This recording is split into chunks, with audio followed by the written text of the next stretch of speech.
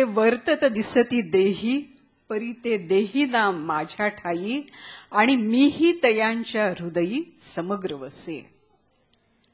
अशा प्रकारे ज्यांचं जीवन केवळ गुरुभक्तीला समर्पित आहे, जणू समूर्त गुरुभक्ती आणि समूर्त तपस्या अशा असलेल्या आपल्या सुवर्णाताई हिंगमिरे, ज्यांनी त्यांच्याकडून त्यांचे अनुभव हे ग्रथित करून घेतले, शब्दांकित करून घेतले, म्हणून या ग्रंथाला केवळ श्रीकृपा असं नाव दिलेलं आहे. ते परम सद्गुरूंचे अत्यंत प्रिय वारस भक्त पूजनीय दादाश्री, ज्यांनी आपल्या तपपूत आणि अमोघ वाणीने अक्षरशः सप्तखंड गाजवलेले आहेत आणि माझ्या भाग्याने मी त्याची साक्षी आहे. ते पूजनीय गुरुदेव शंकरजी अभ्यंकर.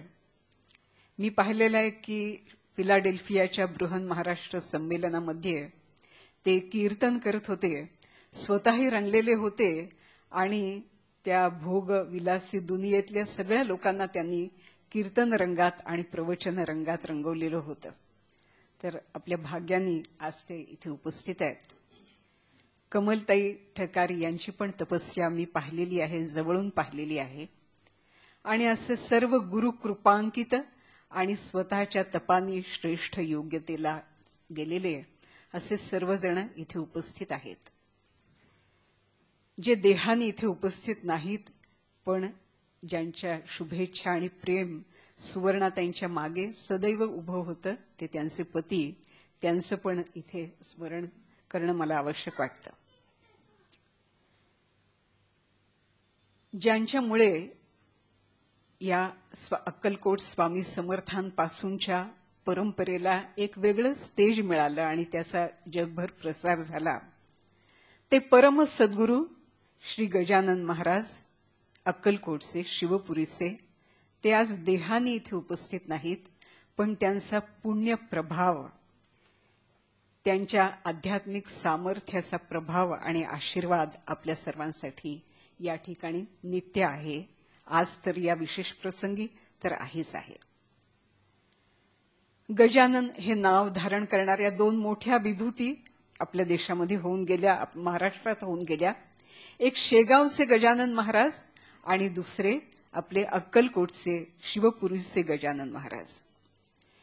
यांचा जन्मच जणू वेद प्रणीत जे तत्वज्ञान आहे त्याच्या प्रसारासाठी, त्यांची प्रतिज्ञा पण श्रुतींचं सगळं जीवन मी श्रुतींचं पुनरुज्जीवन करीन अशी प्रतिज्ञा त्यांनी घेतलेली होती.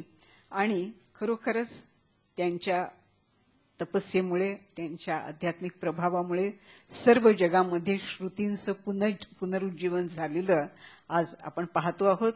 ते त्यांच्या शिष्यांच्या, शिष्योत्तमांच्या माध्यमातून सगळ्या जगभर ते पसरत आहे. बाळप्पा महाराजांच्या परंपरेतले, समर्थ परंपरेतले ते तिसरे पीठाधीश होते आणि त्यांनी स्वतःबद्दल असं म्हटलेलं आहे की बुद्धावतारात जे अपूर्ण कार्य राहिलेलं होतं ते पूर्ण करण्यासाठी म्हणून मी इथे आलेलो आहे. आपण जर अक्कलकोट शिवपुरीला केव्हा गेला असाल तर खरोखर आपल्याला लक्षात येतं की ही यज्ञनगरी आहे आणि तिथे अहिंसात्मक सोमयाग तिथे परम सद्गुरूंनी केलेला आहे. ते वैश्वानर अवतार म्हणून पण ओळखले जातात आणि जे जे काही जीवनात मलिन आहे, कल्क आहे, ते दूर करणारे म्हणून कल्की अवतार म्हणून पण ते जगाला परिचित आहेत.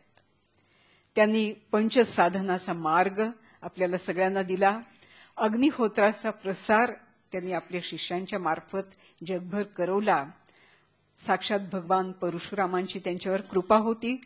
त्यामुळे त्यांच्याबद्दल भूतकाळात बोलणं सुद्धा चुकीचं आहे खऱ्या अर्थाने, कारण ते आज पण आहेत. माझी काया आणि वाणी गेली म्हणाल अंतःकरणी, तरी मी आहे जगज्जीवनी निरंतर. असं जी समर्थांची वाणी आहे, तशाच प्रकारे परम सद्गुरूंचं पण, त्यांचं पण कार्य आणि त्यांचा परिणाम आज पण आपल्याला सगळ्यांना जाणवतो. या ठिकाणी पण ते आहेत. अशा श्रद्धेने आपण त्यांना प्रणाम करूया. अशा महान पुरुषाची कृपा लाभणं ही पण फार भाग्याची गोष्ट आहे आणि कोणाला तरी ती लाभत नसते. ते सत्पात्रीच ती कृपा तिचा वर्षाव होत असतो.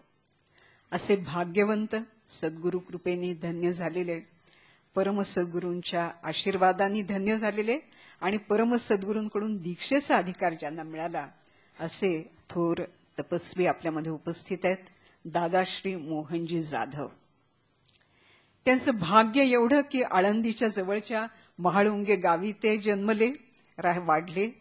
आपल्याला महाराष्ट्रात त्यांचा कमी परिचय याचं कारण त्यांचा पुष्कळचा जीवनकाल आणि कार्य हे विदेशामध्ये गेलेलं आहे. त्यांना पूजनीय परमपूजनीय सद्गुरूंनी दाखवून दिलं, पृथ्वीचा गोल दाखवून 3 खंड त्यांना दाखवून दिले. तुला युरोपात काम करायचंय, तुला आफ्रिकेत काम करायचंय आणि तुला अमेरिकेत काम करायचंय असा त्यांना आदेश दिल्यामुळे तिकडेच त्यांचं काम जास्त झालेलं आहे. पण या थोर व्यक्तीच्या बालपणात साक्षात ज्ञानेश्वर महाराज त्यांच्याबरोबर बालसखा होऊन खेळत होते. यापेक्षा मी आणखी त्यांच्याबद्दल काय आपल्याला सांगू. आणि आता सुवर्णाताईंकडून हे जे पुस्तक लिहिलं, हा ग्रंथ लिहिला गेला, त्याच्या मागे या दोघांचीही तपस्या आहे. परम सद्गुरू गजानन महाराजांनी दादाश्रींना म्हणजे मोहनजी जाधव यांना प्रथम सविकल्प समाधीचा आणि त्याच्यानंतर निर्विकल्प समाधीचा लाभ करून दिला आणि दीक्षेचा अधिकार त्यांना दिला. त्रिपुरी मंत्राचा पूर्णाभिषेक त्यांच्यावर केला आणि गुरु आज्ञेनेच ते आज फार मोठं कार्य सगळ्या जगात अग्निहोत्र प्रसाराचं आणि पंचसाधनाच्या प्रसाराचं काम ते करतायत. या सर्व व्यासपीठावरचे ज्या थोर व्यक्ती आहेत त्यांच्या चरणी मी प्रणाम समर्पित करते. आणि प्रकाशजी अजून आता आपल्यामध्ये पूजनीय कमलाताई किंवा आपले पूजनीय पुरुषोत्तम महाराज हे येऊ शकलेले नाही आहेत, पण त्यांच्या शुभेच्छा सदिच्छा आपल्या बरोबर आहेत. सुवर्णाताई, आता त्यांचं वाचन करूया. मी पहिल्यांदा वाचन करते. डॉक्टर पूजनीय पुरुषोत्तम महाराज राजीमवाले हे परम सद्गुरू श्री गजानन महाराज यांचे पौत्र आहेत.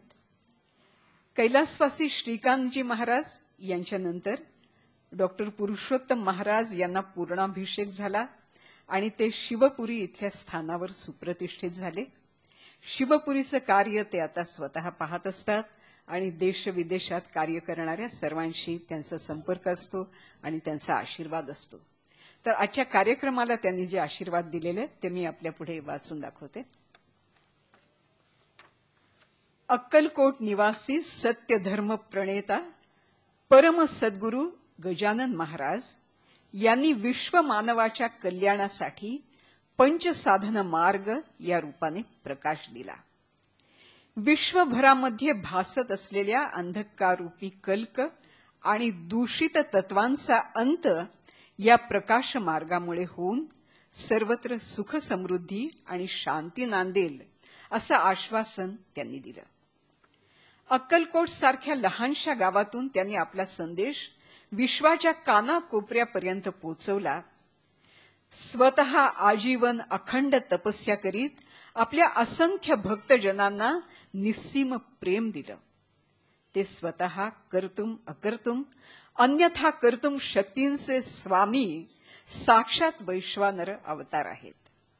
श्री स्वामी समर्थ यांच्याद्वारे स्थापित दिव्य गुरुपीठावर अधिष्ठित श्रीजी यांना अवतार वरिष्ठ भार्गवराम यांच्याकडून मंत्रोपदेश मिळाला. सन 1969 साली 2500 वर्षांनंतर श्रुती प्रतिपादित शुद्ध स्वरूपातील अहिंसक महासोमयाग संपन्न करून शिवपुरी नामक यज्ञनगर स्थापित केलं. त्यांचे पिताश्री परमहंस परब्रह्म स्वामी शिवानंद योगींद्र महाराज